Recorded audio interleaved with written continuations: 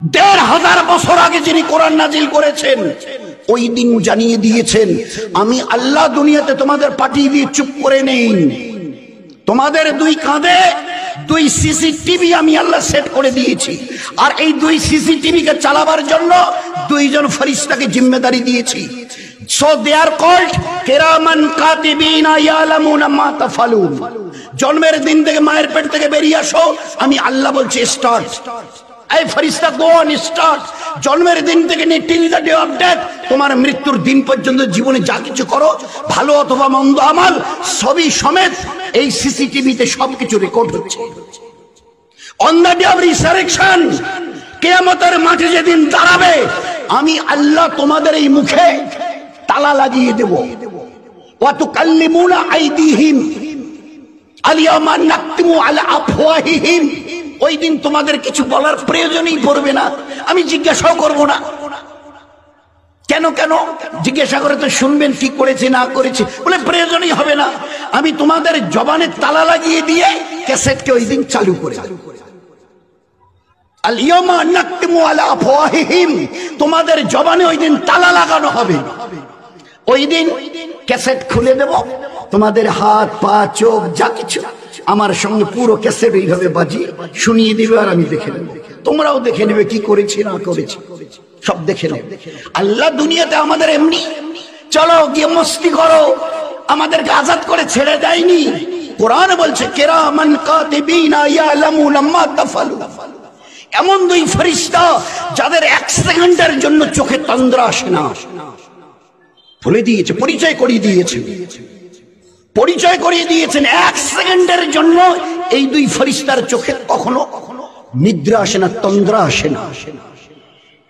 Each and every activities of your life, either it may good or bad, ভালো অথবা নেক আমল অথবা মন্দ আমল যা করো, যদি ভালো আমল করো এই লিখছে, যদি মন্দ আমল করো ওই লিখছে। 2 জনের 2 রকমের কাজ। তখন মহাশয় বলছিলেন, তো আল্লাহ আমাদের দুনিয়াতে আজাদ করে ছেড়ে দেয়নি, পাঠাবার সঙ্গে সঙ্গে 2টো ক্যাসেট ওখানে সিসিটিভি বসিয়ে দিয়ে দুনিয়াতে এবারে ছেড়ে দিয়ে বলছে বি কেয়ারফুল, সাবধানে চলিও। সবাইকে, সারা দুনিয়ার সবাইকে ফাঁকি দিতে পারবে, আমার এই 2 চোখকে ফাঁকি দেবার কোনো রাস্তা নেই। এই জন্য আল্লাহ পাক জন্ম মৃত্যুর মাঝখানে আমাল দিয়েছিল জীবনটাকে ধন্য করবার জন্য, জীবনটাকে ধন্য করবার জন্য। কারণ আমার কাছে ফিরে আসতে হবে, আর আমি ওই দিন তোমাদের সামনে ক্যাসেট চালিয়ে দেব।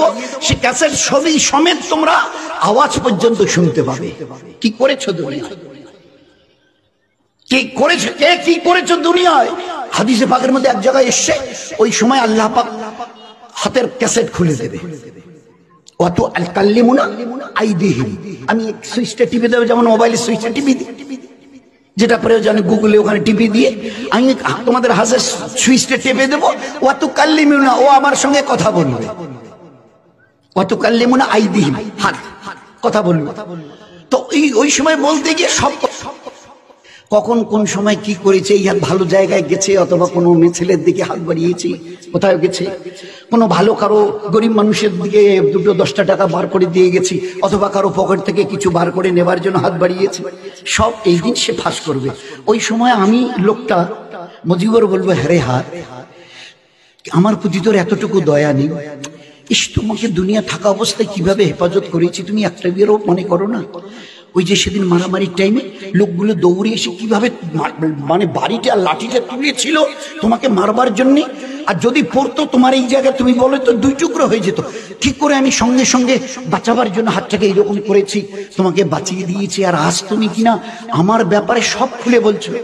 ওই সময় হাত বলবে, আমার বানানেওয়ালা আল্লাহ আমাকে তোমার হাওয়ালা করে দিয়েছিল, আমার বানানেওয়ালা আল্লাহ তোমার হাওয়ালা করে দিয়ে বলেছিল এই হাত নিয়ে তুমি কি করবে আর কি করবে না, এই হাত কোথায় যাবে কোথায় যাবে না বলে দিয়েছিল। তা তো তুমি করনি। আমার আল্লাহ যখন জিজ্ঞাসা করেছে, আজ আমি সব রাজ ফাঁস করে দেব, আমার আল্লাহ বলেছে।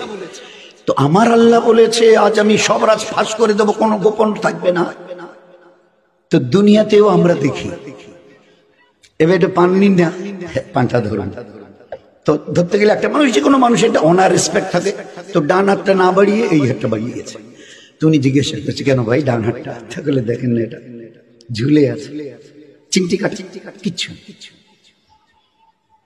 এ উপরওয়ালা জবাব দিচ্ছে, বরং ওকে ভালো করে শুনিয়ে দাও।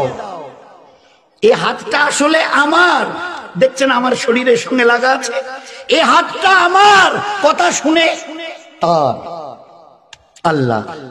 নয়তো হাত আমার কথা শুনবে, শোনা তো দূরের কথা, পানটা যে আমি এইভাবে একটু তুলে নেব না, তারও কোনো ক্ষমতা নেই।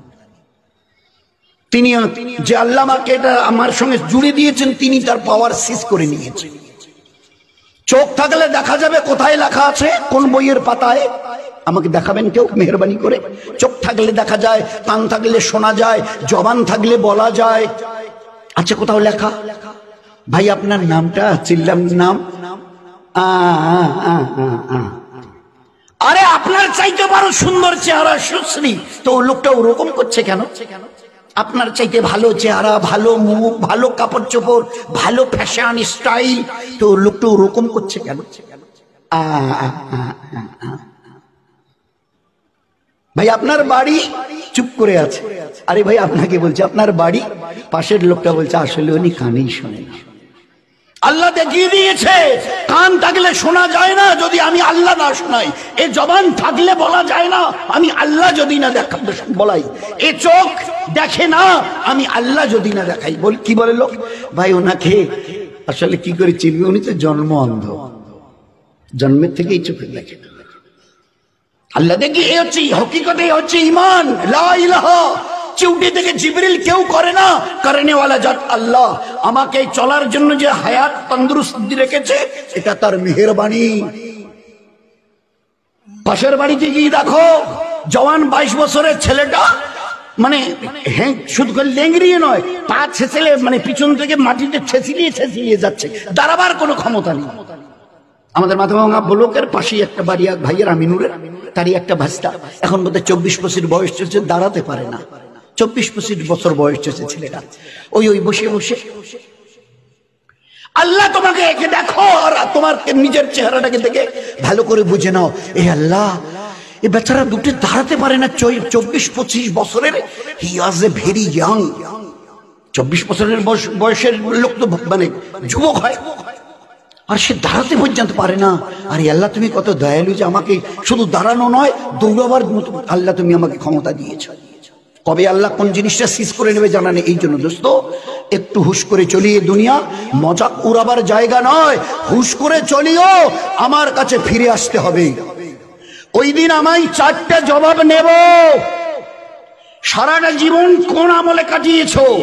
জওয়ানি যখন টকবক করত, ওই জওয়ান কালের পুরো হিসাব শোনাও। Second question will be there, সারা জীবনের হিসাব দাও। দ্বিতীয় কোশ্চেন, জওয়ানি যখন ছিল 15 থেকে 30-35, ওই সময়টা কি করে কাটিয়েছো? মাল কোথা থেকে এসেছে আর কোথায় লাগিয়েছো, পুরো হিসাব দাও। টাকা হিসাবে নয়, পয়সা হিসাবে, পয়সা কি করে এসছে।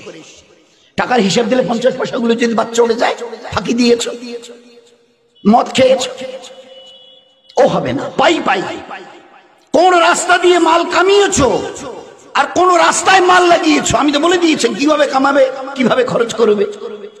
Fourth question will be there. চতুর্থ, যে দিনের ইলম তোমার জানা ছিল, তার উপরে কতটা নিজেকে চালিয়েছো। তুমি তো মুসলমান, জানতে 5 ওয়াক্তের নামাজ ফরজ নয়, ফরজে আইন। 10 বছরের পরের থেকে ছেলে অথবা মেয়ে 5 ওয়াক্তের নামাজ পড়া ফরজে আইন, না পড়া গুনাহে কবিরা, না পড়া মুসলমানের সঙ্গে তার কোনো সম্পর্ক নেই, ইসলামের সাথে তার কোনো সম্পর্ক নেই, শুধু ইসলাম থেকে বেরিয়ে চলে গেছে। যার কাছে নামাজ নেই, ইসলামে তার কোনো জায়গা